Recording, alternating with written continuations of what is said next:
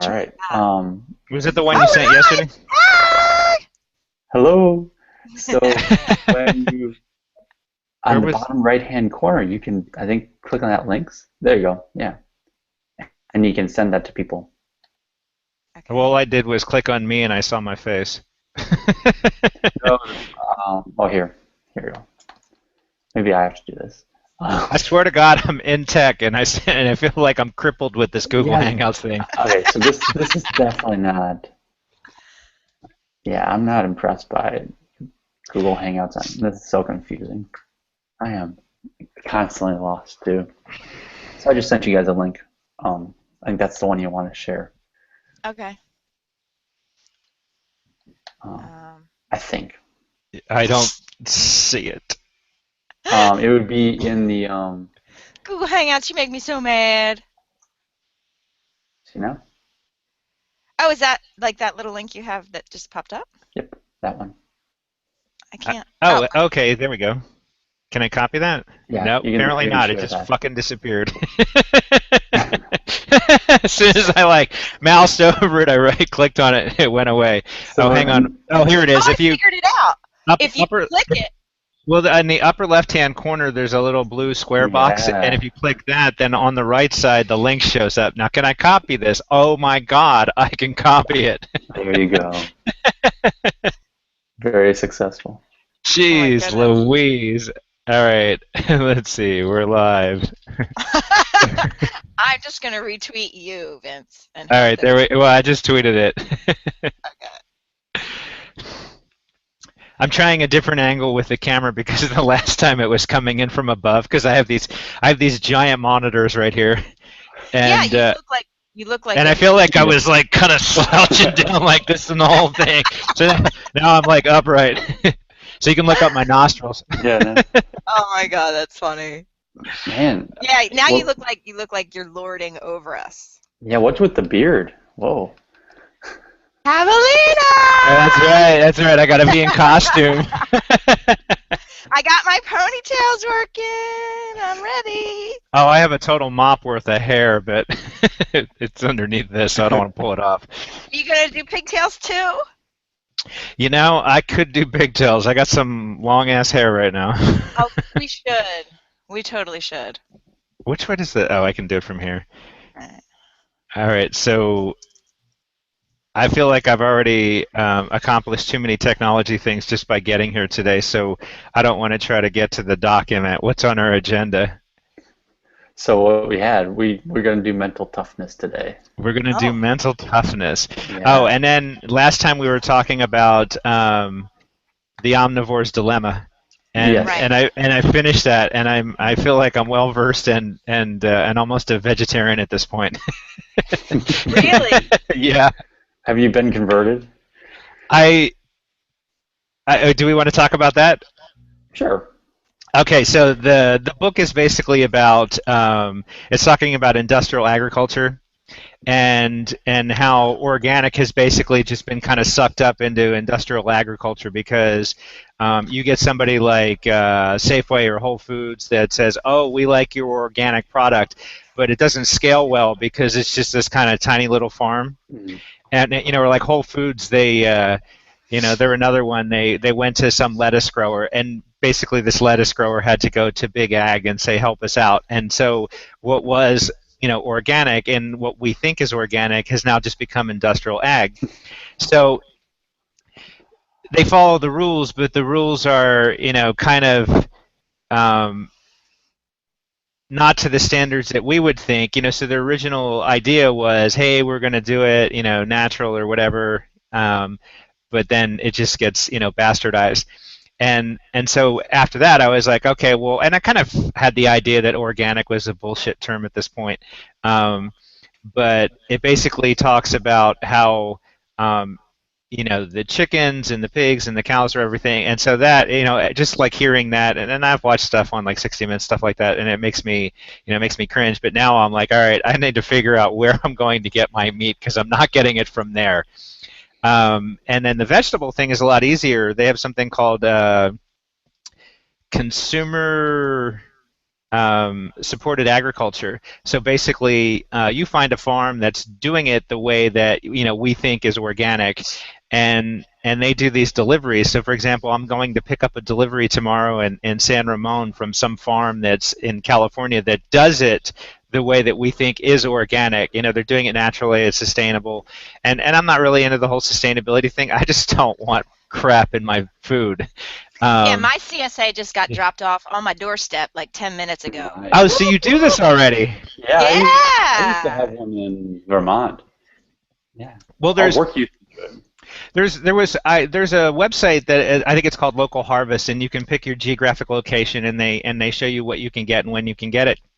But Tina, the tea monster, she works in the industry, and so she went to somebody at work, and they said, "Oh, there's this place up the road, and they deliver closer than the other place because I was going to have to go to Walnut Creek, and they only do like 9 months out of the year. This place does 12 months out of the year."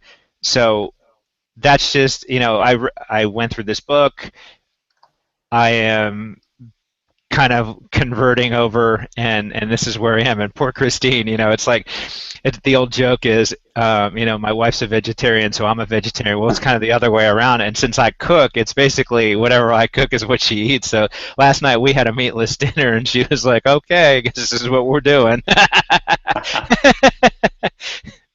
Yeah, it's not that bad once you get used to it. I mean, I feel pretty vindicated, though, because I remember when John and I went vegetarian 3 years ago, I remember taking quite a bit of ribbing about bacon in the forum. So I feel pretty vindicated right now. I'm pretty excited. But yeah, most of the reasons why John and I went vegetarian are exactly along the lines, Vince, of what you're saying with what you read in the book. Is, it was partly like, well, we can't get it harvested the way we want it, so we're just not going to eat it. And what I found when we switched to a plant-based diet or vegetarianism or whatever label we want to put on it, I found that I got a lot more creative with my cooking, because you kind of have to, right? Like, if you cook vegetables the way you've always cooked them as a side to meat, you're going to get bored like really quick. So you have to kind of get a little bit more creative with it, and it's actually made cooking a little bit more fun. I mean, granted, it's a lot more prep, I think,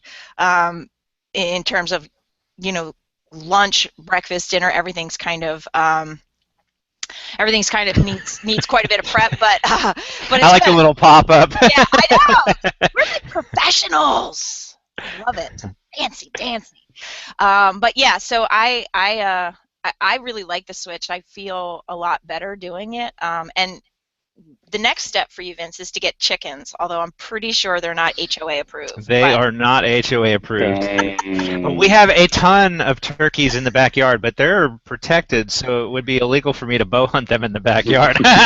Yeah. I'm not saying eat the chickens. You just get their eggs. That's Eat all. the eggs, yeah. You're not Oh. eating the chickens. But I only have turkeys.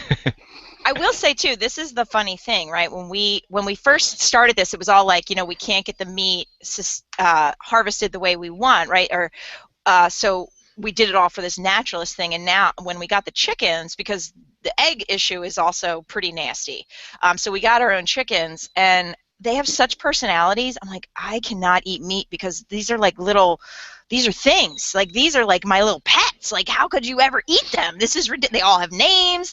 They like, they're adorable. Like, I can't eat these things. Are you kidding me? They're like little people with wings. No way. So I turned into like a little bit of like no, that's like a sentient thing there. I can't eat that. So that's your next level, Vince. I can certainly eat meat. I just want to know where it comes from, and I think you can probably find something along the lines of the local harvest site. That seems to be pretty veggie, but I think you can find people that are growing animals the way you want them. In that book, they talk about this place. I can't remember where it is. It's someplace on the East Coast. It's called Polyface Farms, and it talks about how they basically built this environment where everything is kind of like how nature does it. The problem with big ag is that you've got this monoculture, so you're only doing cattle. So cattle just basically kill the land, and so you can't use that for anything else. Well, these guys they rotate everything through, and they do things naturally. So, and I don't remember like word for word, but basically like the cows come in and then they bring in the chickens later because the chickens do something with the cow crap and spread it out, and basically it allows for things to continue to use this without destroying the land. Well, I got to figure out where I can get my meat like that, where they're doing it, sort of naturally, as opposed to, like how they do it on I-5 down here in California, which is disgusting.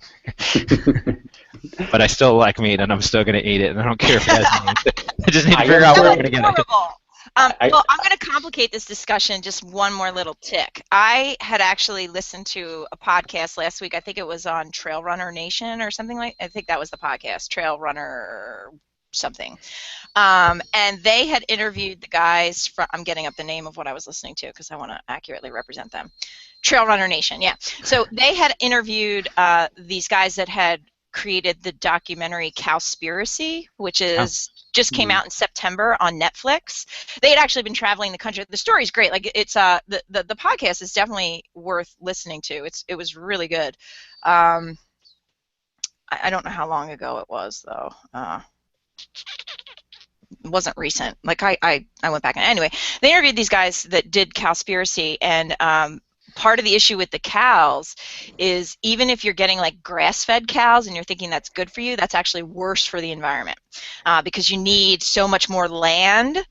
So it's like this. It's like both the industrial agriculture and this sort of grass-fed model is creating environmental impacts, and obviously the cows. And there was this whole funny segment on about their farts or the methane, but actually it's like 70 to 80% of that methane is actually their burps. But it's funny. But they were saying it's funnier to say farts, which is kind of true.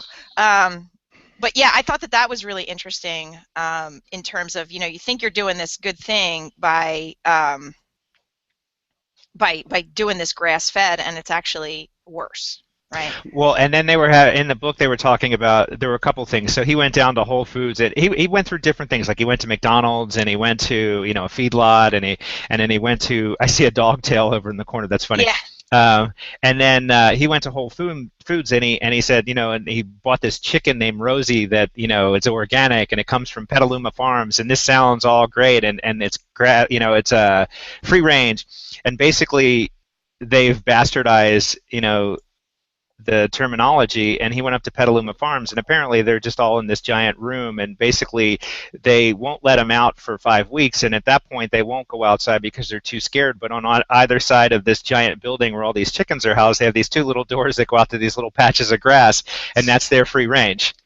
Yeah. And so then the other one that I didn't know about is, so there's grass fed, but there's also grass finished.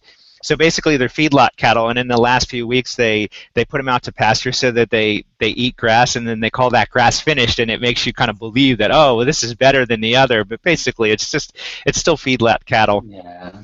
I think I gave up meat for like economic reasons, and what Maria said, like, dude, it wrecks the environment, all that. I mean, it's for sure. Yeah, and that's a point that they make, is it's definitely bad for the environment to have all those cattle.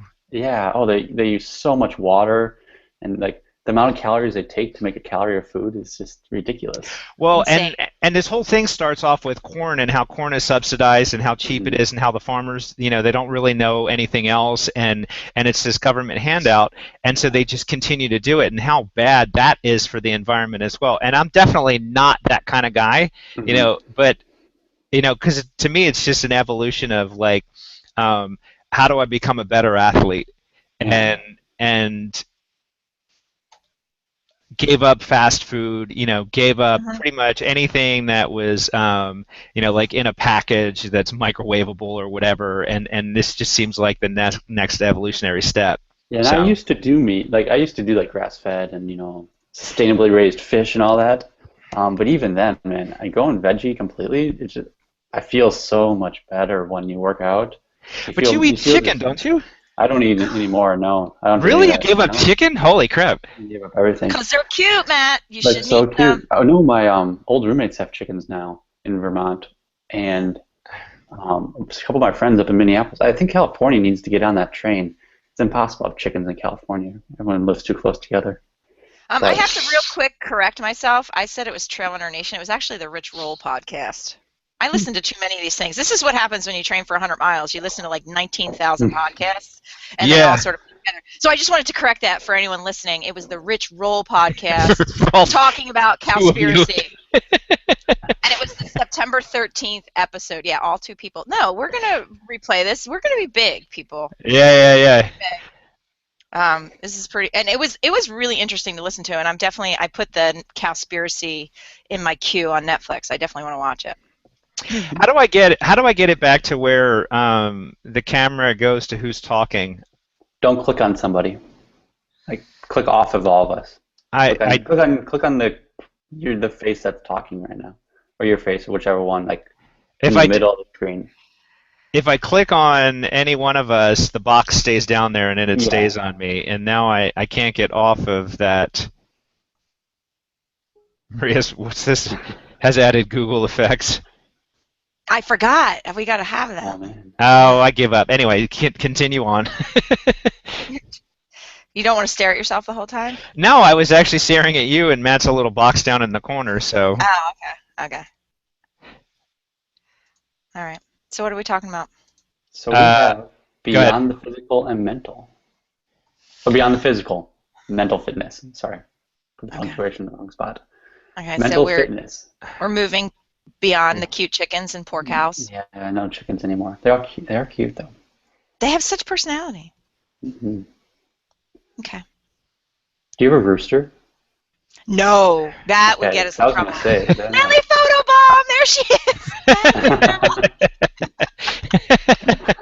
I was just listening to this. I have a cat. She photobombs each and every of our episodes. It's her special appearance. There she is. Does she like the chickens? Well, when we first got them, I actually carried her. She's not an outdoor cat because the street. I don't want to come home and see her splattered from a car. So she's just not an outdoor cat. But I took her outside one time when we first got them, and when she saw them, she pissed all over me. So I don't know what that means. I don't know. I'm not 100% sure what that means. I feel like no. And Pace desperately would like to catch one and play with it in a way that I don't want her to do. So we have the yard separated. The chickens have one half of the yard, and Pace has the other half of the yard. Sometimes chickens fly over into sometimes the chickens fly over into Pace's side, that's touch and go when that happens. But you can hear them they have different squawks that they make. So like they have the "Hey, I'm happy to hear you," which is like burp, burp, burp, burp, burp, burp. Then they have the "I'm laying an egg" squawk, which sounds like it's not 100% like pain-free. And then they have not 100% pain-free, that process. And then they have the "holy shit, there's a hawk, there's a dog, there's a something gonna get me." And I had heard that squawk that day, and sure enough, one had flown over on Pace's side, and they were all sounding the alarm like, rah, rah, rah, like it was crazy. So I'm like, and trying to catch a chicken is definitely tricky. So we caught Pace, that was easier, and then John went and grabbed the chicken. So we it's tricky. This is what it's like on the farm over here in Absecon, New Jersey. When are you going to get cattle? I don't want cattle, but I would really love an alpaca. That would be great. Oh God. Wow. John has forbidden it, and I would also like a pig. I think they're adorbs. What about a goat? Oh, a goat would be great too. Yeah. But John said that John, my husband, for those listening that don't know, he's the beast of the East, as I like to call him, has forbidden any more animals. So no more livestock. No more livestock. I was definitely the kid that was like, come home and ask my parents, can I have one of these? Can I have one of these? Can I have one of these? Like, I wanted all of the animals. So that has continued. And John tolerates it somewhat, but no alpacas or goats or pigs. So goats will destroy everything. Yeah, that's what I hear. Our friend, Eric, our friend Eric, he has a goat. They have 2 goats, actually. Yeah. For and pets? And they also have chickens and a dog and a cat. Wow. Yeah. Anyway, All right, they so mental. walk the goats down the street though, which I think is funny. All right, let's talk about something else. Yeah, I know. This is like Farmcast. All we've talked about is like food and livestock. And Yay! we sit here in our nice little HOA condos talking about livestock. Yeah. Whoa, Matt, I don't How live in an credible are we? HOA. They don't. I don't live in an HOA. I am not Oh. HOA approved. I assure Yeah, you. I'm not sure I am, but we managed to buy our way in. Yeah, I thought that too until I had to move to California. Now I am. Oh yeah, I guess you don't have many choices. You don't have an option. No. All right. So we're talking about mental stuff. Yep. Well, I'm mental. Fair enough. So, what's next? Whose topic is this? Is this mine or yours or? I think this was originally Matt's, and then Oh, okay. I Is it added. my fault? Oh, I can talk. Oh, I was gonna say somebody lead it out. Actually, right, Vince, so- it looks like you talked about it. Really? Yeah, Yeah, because I you were asked talking all the about Maria questions. I and couldn't count Vince, it. or Maria and Matt. Yeah, Yeah. go for it, Matt. You be like the interviewer. Yeah. Okay. You're good at Sounds that. good. Sounds good. Oh, You've thanks. got skill sets. I have skills. That's got Oh. game. That may not be true. That's not entirely true. All right. So I struggle a lot with mental training, or with mental toughness. I think it's one of my weaknesses. I think Vince knows that. What do you guys do? Like, I know you're doing 100 miles, Maria. Vince, you've done hundreds. You've done tons of Ironmans. Do you guys still continue mental training, or how did you become mentally tough? I'll lead that out. Okay. Yeah, always, and I just think it's something that develops over time, and I think I think okay. So let's go back to I think how we jump into races. So I've taken on a bunch of new athletes recently, and one guy just did his first sprint, and then he immediately jumped to half Ironman, and now he's training for Ironman, and I think that's a gigantic leap, Mhm. and I think there's so many problems with that, and one of them being mental is doing a sprint and doing an Ironman are not the same beast. And I think you have to develop it over time, and obviously we can get there, but even like with Tahoe Rim, the 100 I just did in July, I just felt like that was too big of a mental jump for me. I wasn't prepared for that, and I think like you and I have talked about, making sure that you put yourself in situations that are as hard as Ironman, or at least as close as possible. And I think you just kind of like everything else, you need to practice that. And I mean, I look back at like some of the crazy workouts I did, when I was training for Ironman, like back in the day, it was like 100 degrees out, and I had it was like a 56-mile bike, a 13-mile run, another 56-mile bike, and then I think it was a 5-mile run or maybe an 8-mile run. I can't remember exactly what it was, and that was like continuous, and like after that first brick, I was like already coming unglued, and I suffered through that entire workout.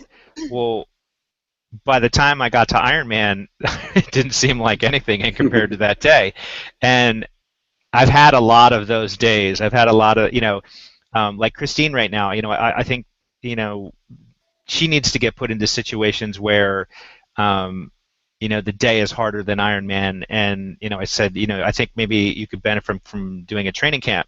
So she's going away. I think it's like February or March. She's going to go basically play pro for a week. So she'll come back and she'll have ridden a few hundred miles and basically live the life of a pro for a week. She'll come back from that. I came back from one of those, and again, it was just another one of those days when you get in the Ironman, and even if it gets if it's a hard day or whatever, it just doesn't seem as big as that day, or one of those days. So that's my 2 cents.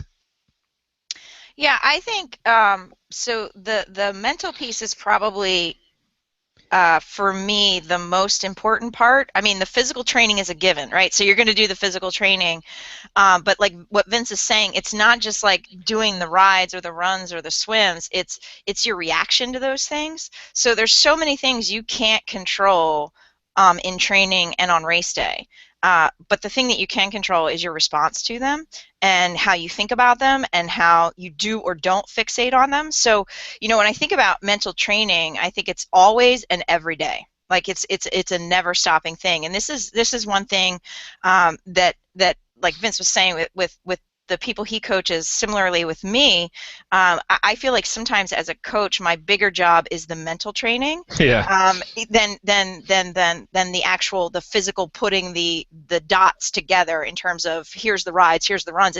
It's more working with people to teach them how to deal with pain, to teach them how to deal with being uncomfortable, to teach them how to deal with bad performances, right? Like you go out and you come unglued, like Vince said. Like instead of being like, I suck at this is not going to work, I'm not going to be good at this. It's not just learning how to manage the sensations of coming unglued. It's also learning how to adapt to those sensations, to understand that if you feel bad now, figure out why, right? And then wait 15 minutes. Don't give in. I think Yeah. the biggest mistake that people make is they give in. And we're going to talk about this next podcast with my husband when he comes on to talk about his double Ironman experience, because if he had given in, the race would have gone really differently. And he didn't. We just kept thinking one lap at a time, one step at a time. So I think that that's a really important piece of it too. So you can't take the mental training for granted, and I think sometimes people do. Like they expect that they don't need to put any work into how you think about training or how you think about racing, and then they're going to show up on race day and it's just all going to magically work. No, it's not. It's absolutely not. So I think for me, the mental training is probably the biggest part. And this is why, Vince, I waited for you to go first, because I think you taught me this, right? I came to you not particularly mentally tough. I think I came with the right tools to be mentally tough. I just didn't know how to use them and put them together. I think that's why I was just kind of pausing, because I think that you taught me a lot here, so I didn't want to kind of repeat some of these things. But Well, I've learned from failure. Well, I have too, and I think that's actually the key point there, right? Is that you're learning from failure, and instead of saying I failed, I suck, it's okay. Why did I fail? Why did I, and not even just thinking about it as failure, it's like, why didn't I get the thing I thought I should have gotten? Physically I should have been able to do that. Why didn't that happen? That's one part of it. But I think another part of the mental training is kind of like what Vince was saying with sending Christine, his wife, off to training camp, is she needs to learn how to manage some of the sensations, or I'm guessing that's the conversation you're having with her, because that's part of it too. This shit hurts, man. It just hurts. I can't tell you how many times when I do race plans with my athletes, I tell them it's going to hurt if you do this right. Yeah. Well, it's like quieting the noise, because you get you're in the middle of a race, something goes wrong, you don't know what's going wrong, and you just start digging a hole deeper and deeper, and you need to kind of quiet that noise and then problem solve, like when you and we were texting back and forth, like while John was racing, trying to figure out what we can do for him. Yeah. And that experience, from those hard days, that helps, because you're like, I've been here before, or maybe I haven't been this bad, but I've been close to this bad, and I know that I need to problem solve this.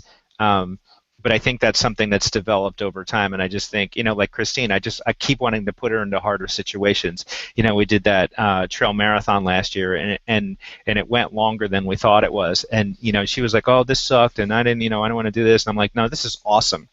This went longer than you've ever run, and you got out of it. And I just think that's important, and that's kind of what I was saying to you, Matt, is like, I think Matt and I are going to go do some long ass run, and I'm basically just going to run him until he breaks, and then we're going to problem solve him and probably run him for another 10 miles. But that day is going to be harder than an Ironman.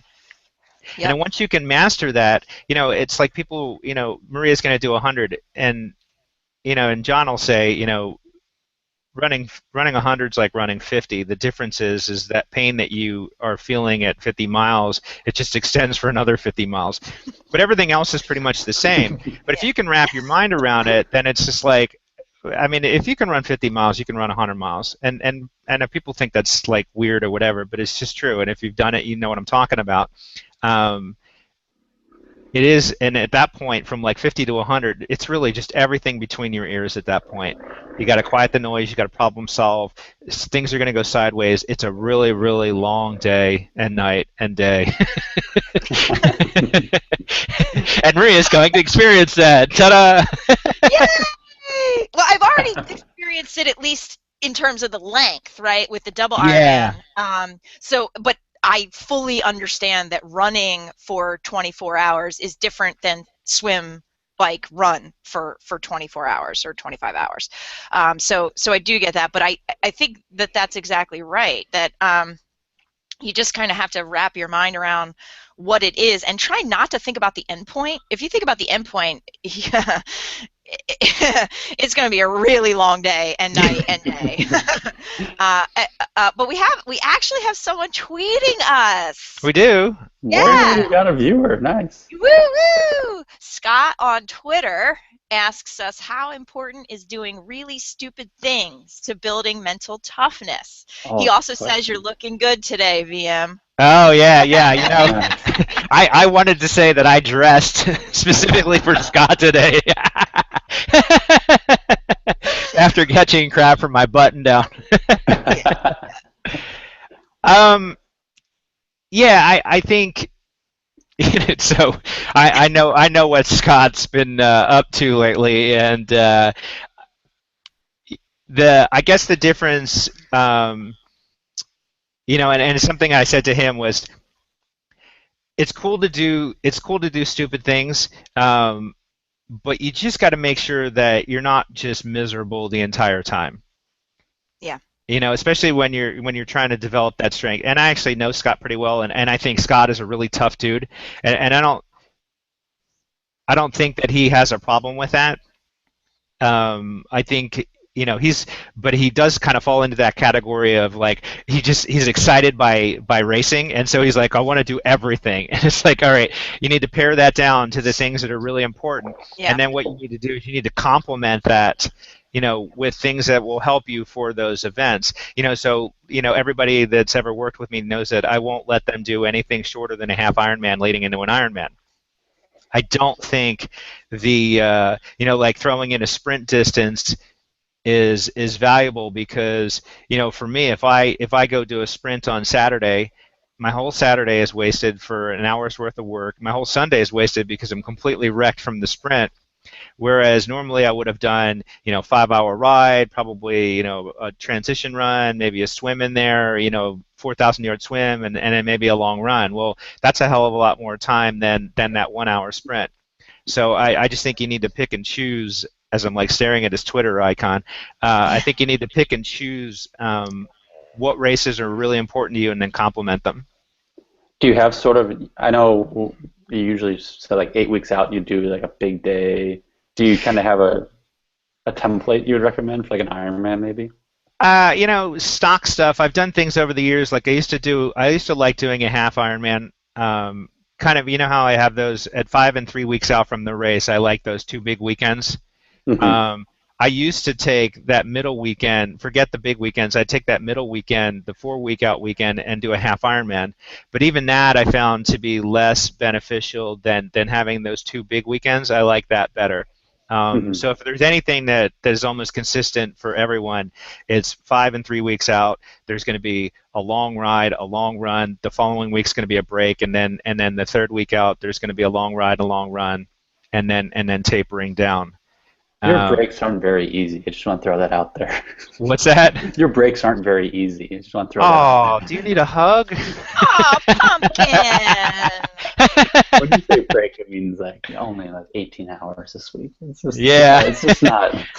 Oh, dude, I'm already like devising next year, because I think everybody needs to up their game. Just looking at how athletes have done this year. Just like not my athletes, but like all athletes, everybody's game got upped, and I'm looking at what I think is a staple, and I'm revising that. I think there needs to be more work. Next year is going to be a lot harder for people that I coach. I'm just letting you know. Good luck with that, Junk Miles Nation. Yeah. I'll start looking elsewhere. So, yeah, you go find a soft coach there. Yeah.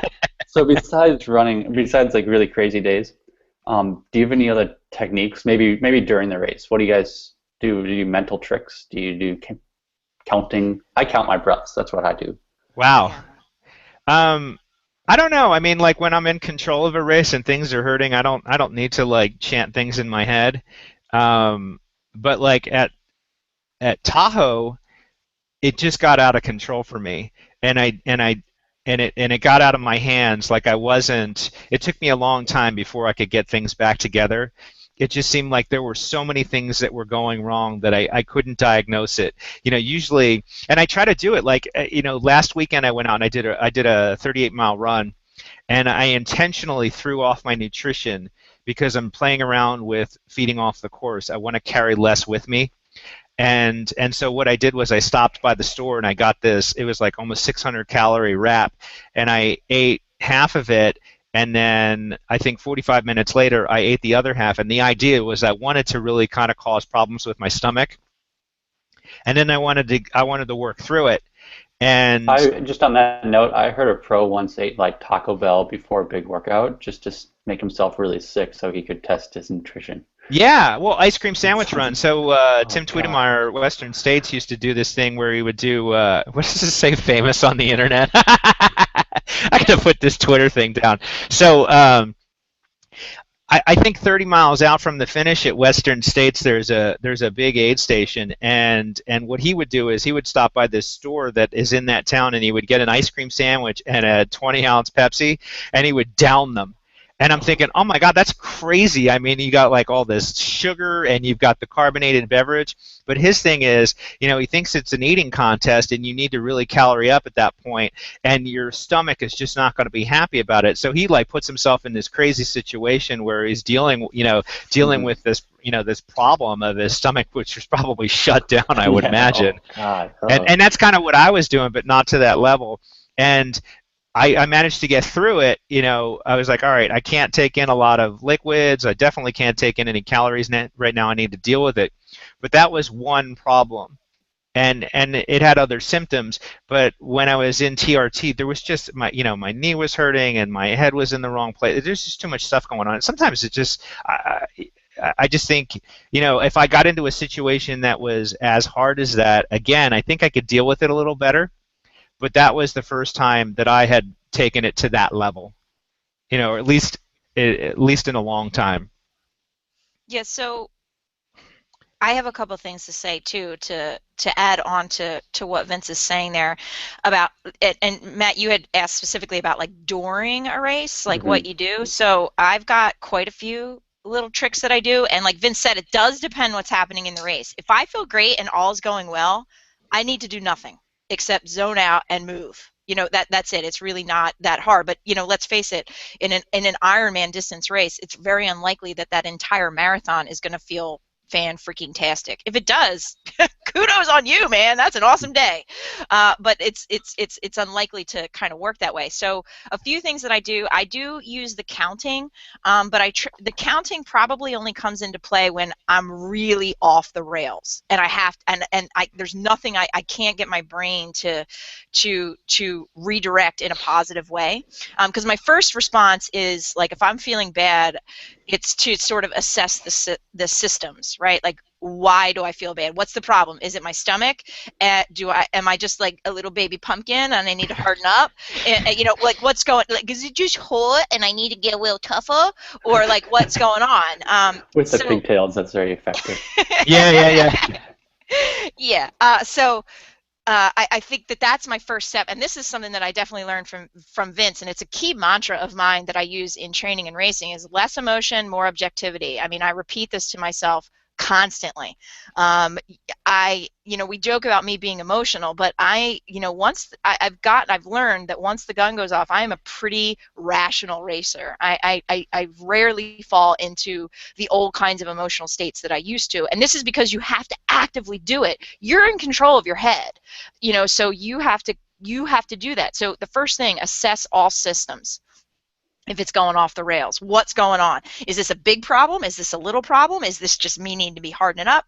If it's food, eat. If it's water, drink. If it's you're feeling a little sore, tune into something else, right? If you're having like an all systems failure kind of thing, then yeah, sometimes, you know, I have found counting to 100 is pretty effective, because by the time you get to 100, you've tuned something out, unless there's a bigger problem, right? Mantras are also really important to me. So I talked about the less emotion, more objectivity. But I think the one race where I really learned to master and adapt was the very first time I did Louisville. It was the hottest race I'd ever done. It was so humid. It was like 95 degrees, 72% humidity. Not like this past October for sure. Yeah. It was a completely different race in August. And I remember being out there, and you know, it was so hot, and the sun felt like it was like right on my forehead, and I'm like, oh my God, I need to stop thinking about being hot. So I shifted, and I was like, I love the sun. I get energy from the sun. I'm producing so much vitamin D right now. Like, no shit, this is what I was thinking. And within like 3 minutes, I stopped thinking about being hot. I was still hot, but I was no longer negatively responding to the heat. And that's the difference, right? It's your response to this kind of stuff. And then, like, you know, that point, like as you get closer to the end of a run, you start making deals with yourself. I'll just a little bit off the gas. And I was like, no deals, Missy. You're not getting a slot like that. You know, like, so I'd be like, sometimes I'd be like chastising myself, and sometimes you're like kind of rooting yourself on, and the people that I coach know this one pretty good. Like when they say things to me, I'm like, just suck it up, Buttercup. You know, like it's I've learned all my sympathy from Vince for sure. Yeah, I have sympathy skills. You know, and another thing that I'll say too. And this is something that John and I picked up when we did a seminar with Bobby McGee. He would always be like, and this sort of relates to the whole less emotion, more objectivity thing, is like, ask yourself, am I dying? No. Move on, you know, and it's sort of like, if you really are objective about how you're feeling, you'll realize I actually am okay. I just am uncomfortable. And that whole idea of teaching yourself to get comfortable with the uncomfortable has to start in training, like we've been saying, and then you have to actively and consciously decide to apply it in racing. You can't give in. Other things that I like to do in racing, I love rabbits. I'm almost always racing from behind on the run, unless it's a double Ironman, which is apparently my skill set. But in an Ironman, I am never even close to coming off the bike towards the front. So, you know, I'm always sort of got people in front of me. And even if I am closer to the front, I'm always picking rabbits, boys, girls, it doesn't matter to me if that's keeping me focused, right? So sometimes that external or that extrinsic motivation can help you, right? Because at some point you're so tired that internal motivation is irrelevant. So that external, like, I want to catch that person, is really good. I also find I love spectators, and I think they're helpful, but if I'm in the zone, I sometimes find them distracting. So I find that I need to tune them out, because they can actually throw me off my game, which is why I tend to like races where there are some quiet moments. Like, you know, in Lake Placid, everyone's like, River Road, it's dead man's land out there. I love it, because I can just like tune in and go. And so you need to decide what works for you. If the spectators work for you, then obviously, you know, pull energy from them. And I'm not saying I hate spectators, so people listening to this, please don't like throw things at me. It's not, I think it's wonderful that people come and cheer you on, but when I'm in the final, it's more the final moments of the, you know, the final 10K of a marathon, for example, I really need to be in my head. I really need to be in the race and what's going on. So those are some things I would say, like, during racing that help me. I don't like spectators either, if that helps. That's funny, because I'm the opposite. I totally feed off of them. Oh, yeah. It's so annoying. I just love it. I hate it when it's like, you look great. I'm like, no. Yeah, well, I mean, I don't. I really don't. Yeah, you're doing awesome. Yeah, it's like I'm dead fucking last. But thank you. But I totally feed off of them. Oh, I hate that. And it's weird. There's definitely like this evolutionary process. Like I remember, you know, racing hard races, and I would have to draw on things like, oh, this isn't as hard as that time or whatever. And now I'm sort of quiet inside. But I definitely feed off of the crowd. But you know, as I tell you, I'm always like looking at the watch, and I drive to a number, and I'm always driving to a number, and to me that keeps it honest. You know, I know if I'm not hitting, you know, X BPMs or whatever, then I'm not pushing hard enough, and it doesn't matter who's around me. I do like chasing people down, though. I like it doesn't So matter, and it fun. doesn't matter. It doesn't matter who it So is. I don't fun. care. Big old, whatever. I don't care. I'll chase them all down. And it was like Wisconsin when I got off the bike. I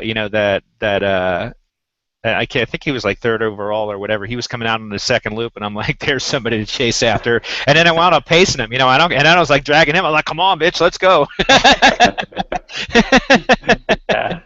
Yeah, I love chasing people. I like love the it. game, man. I love the game.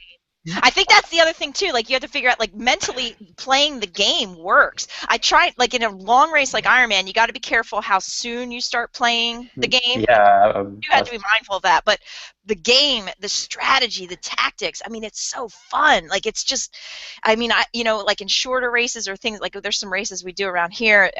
I love sitting on people's shoulders and just like right behind them on the run and just have them wondering like, what the hell is she doing back there?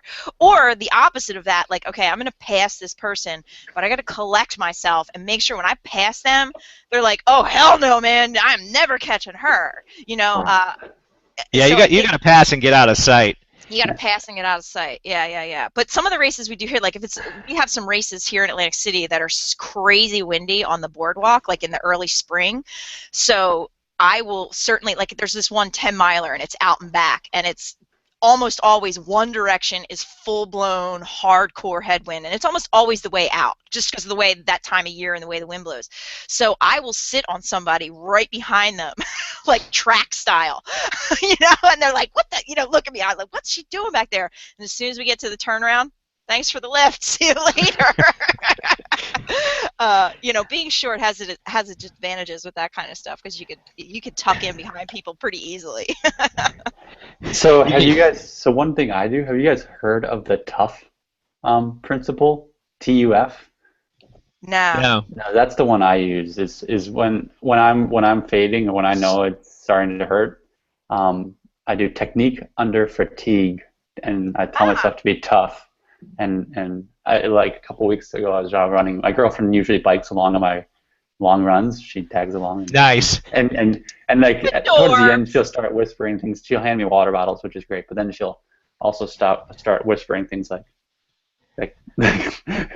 stay tough under fatigue and just be tough. So that's one I always do. And I usually drive to my run cadence. So then I'm like, if my feet aren't moving over 90, then I'm just not, Finn says to keep the feet to the fire, so that's why I start thinking about then. Yeah. And staying tall, keeping the arms close and easy, and that helps me just like take my mind off. Then you can really be objective with something like that. You're like, am I slouching? Is my chest up? Am I running? And like staying relaxed. And that's a really good point, Matt. And this is actually something when we were watching the stream of the of Kona, we were looking at the differences. I mean, granted, these guys are running like crazy, right? Like crazy speed. But 10-minute miles. Yeah, but we were looking at the differences. Like for example, like it worked out for Dino, right? Like he finished. But we were looking at the differences between his form and Raylert. Like Raylert looked like he was jogging, but obviously wasn't speed-wise. Whereas Frodeno was obviously moving, but you could tell he was all like his shoulders were up here. Yeah. O'Donnell, same thing. The shoulders were all, he was all like this, right? Rayler's like, like all nice and calm and just really grooving. And I mean, granted, it worked out the way it worked out, so it's not always about form. But I think for age group athletes, the more relaxed you can get yourself, the more efficient run you're going to wind up having. And it also has a mental effect too, because if you're focusing on your form and your form feels good, you mentally feel good. I'm feeling, I'm moving. If you're like this, you're immediately just slouch. Every time we volunteer for Ironman, like we will typically volunteer at Lake Placid each year when I'm not racing it, and just watching the differences on the run course, like as like I've worked the aid station there, and you can just see the difference in who's going to do well and who isn't just by how they come into the aid station all slouched over like this versus trying to keep a proud chest, trying to keep a quick foot. Once you give in, you've given in. It's done. You can have a bad patch. You can have a bad patch and not give in. But if you have a bad patch and give in, that race is going to end different. It's just going to be a different day. I tense up, and I don't have your form. I don't have Jen's form. Actually, Matt has great form too. And I would see these pictures after a race, and my shoulders are all bunched up, and I'm like, come on, relax, Jesus. And I try to go through that, where I tell myself, stand tall, Yeah. push your chest out, relax, let your arms, like I'll drop my arms to get my shoulders down. I don't. I have a bunch of crappy photos of me running. Aren't I you think doing? it's. Oh, sorry, Matt. Go ahead. Oh, I was gonna say, aren't you doing yoga now? That'll definitely help. I'm thinking about doing yoga. You're still I thinking have to this is find a the very time. long thought process. I know. I'm just letting you know I'm not going to eat tofu. I don't like tofu. I think it's disgusting. It's not happening. Who are you, Vince? I feel like I don't know you. Who? Who are you? I know. Vegetarian yoga. I'm not vegetarian. I'm just. What did John and I do to you? I feel responsible that we've stripped you of something. I want to eat meat. I just want to know where it comes from. I'm just playing with you. I know. That's fine. You know what I think with the I'm not proud. Yeah, I think the tenseness is actually even trickier in triathlon because you're coming off the bike where you're in that position, right? Like you're all bunched up. Because I mean, I have photos that look like that too. It's not. I mean, I'm not saying by any means that I'm perfect at it, but when you come off the bike, it's like you do have to kind of like reset, like, woo, let's stand up, let's get it all down, let's feel comfortable. But it's I think that's a good physical and mental trick, Matt. Good one to bring in. I also think some techniques going into racing, some things to think about that I do, and you can call me touchy-feely hippie all you want, whatever, I will accept that. But I do a lot of stuff. So I think that visualization is really important, and this is something that I learned in high school when I rode crew. Our coach was so into like doing these intricate visualization sequences that I just learned it. And what he would do in these, and what I do now with the visualization sequences, is I have one visualization sequence where everything works out perfectly, right? Because you got, and I usually end with that one so you feel positive, right? But then you have to have the visualization sequences where shit falls off the rails. Like you have to do that because and then when you're doing the visualization sequence, you have to work through how do you respond to that. I get a flat tire, what do I do? I feel sick to my stomach. What do I do? I get passed. How do I respond? You move through all the different things so that if and when these weird things happen on race day, you're at least mentally prepared for them, and you know what to do because you've already worked through the sequence in your head. So I think that that's pretty important part of what I do. I also think journaling is not to be underrated. So the reflection piece, right? A lot of this journaling I do publicly on my blog, but there's also some things I don't think the world needs to know about what happens in my head. Really? You filter? I do filter. I do. I know it seems like I don't, but I do. There's even more going on inside. Wow. I know. Considering the things that you've shared publicly, wow. I know. So I think journaling is really important just for the reflection piece. Whoa. So I think that's really important for that whole idea. So the failure thing, right? Like, so you go out and the race doesn't work out the way you wanted. How do you learn? Stop! You're distracting me. What do you learn from that? So like for me with labor pains, the most important thing was like, what do I have to learn from that? I shit myself. How do I prevent that? And there we go. Like how do I not do that again? And also just like how do I things Vince and I will never understand. So I think the journaling is important for reflection. And I think that that's something that people should do. And it's part of what I encourage. Like, so if you have a coach, whether you're Vince's athlete, you're my athlete, you're somebody else's athlete, that whole comment section in Training Peaks? Yeah, use it. You should use it. It's really important, not just for the mental piece, but also sort of the data analysis piece, which we talked about before. I think that those reflections are really important and trying, and even if you need to vent out the emotional bit, right? Vent out your emotions, right? It's this, whatever, but also then you can go back and think about how to adapt to what happened. Oh, certainly, at least for me, not bottling things up and putting it out there in public, that kind of sets me free a little bit. Mm-hmm. I think, and just starting off by like writing it out there. This sucked. I don't know what's going on or whatever. Mhm. But I think, especially as athletes get faster and faster, it's like you look at pros and they have coaches. Well, why do they need coaches? They could obviously plan their workouts. Well, there is, this person that's on the other side that's objective, more so than you can be, and I think that's important. People, Jen called me up right before the race, and she raced Louisville, and she was, And she beasted need, Louisville, yeah, beasted it.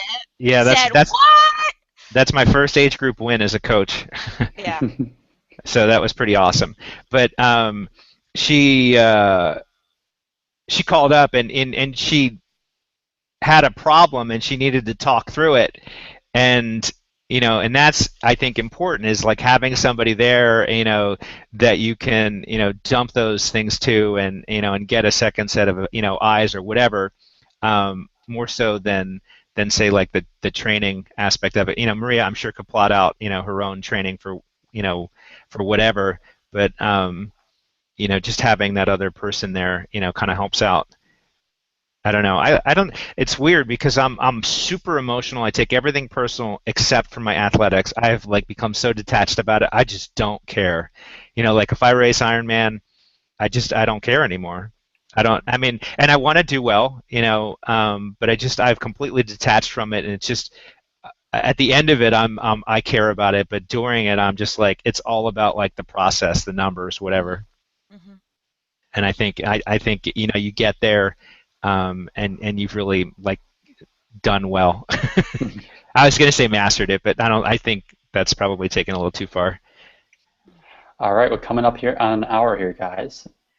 So Wow, we talked a whole hour about farming and farming. mental toughness. Oh, one last thing on farming.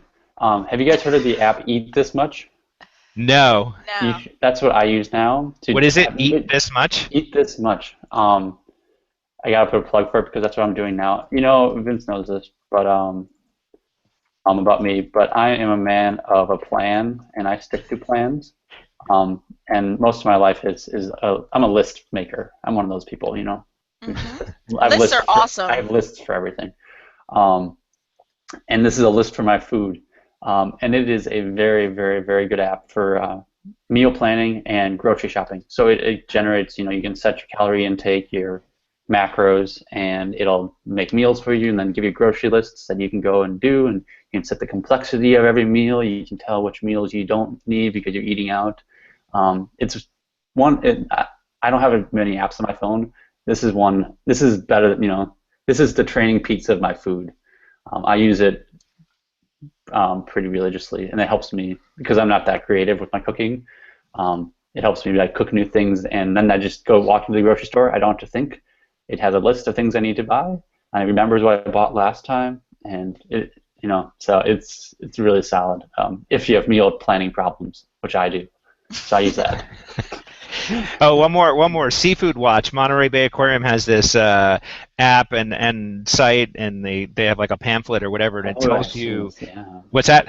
I've seen this. Yes. Yeah. It's good for figuring out what fish you can eat, when you can eat it. It tells you, like, for example, obviously don't get fish from China because of all the problems with it. But then it'll tell you, get it from here, and it's part for health and part for sustainability. And I've been using that a lot lately because I'm only eating fish and I'm not eating chicken or beef. Poor little fishies. You're the tough chicken. I know, it's crazy. It's so unlike me. All right. So do we have something to wrap this up with? Did someone think of something? Yeah. All right. I'll take a stab. Do my lecture summary thing. Come on, Professor. Yeah, I know, right? So I think I would wrap this episode up. I mean, obviously we talked about the food piece of it, but I would say the mental piece of this is obviously the meat of this article or the meat of this podcast, and I think the main takeaways here is that mental training is to be done daily as is physical training. Every training session brings with it an opportunity to improve your mental fitness, to strengthen your mental fitness. There's various techniques you can use, both in training and in racing, but also in your downtime, during your recovery time, really important part of it.